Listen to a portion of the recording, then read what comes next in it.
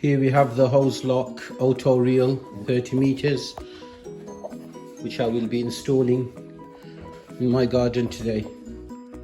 So this is what is inside the packaging. They've even given you some screws. These are the bits for the pipes, for the hose pipe, and an instruction manual. You have the item here. This is the hose pipe. This is to prevent it from going all the way in, because as you can see it's automatic, it just pulls it in. We've got another hose pipe on this side.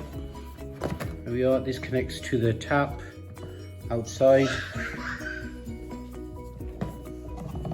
and then this is the bit that goes onto the wall, which comes off, I believe. Yeah, that's it.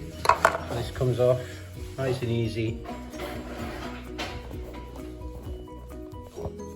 Okay, let's go and do the installation. So we have a button here actually, which is a lock button, so you can lock it for safety.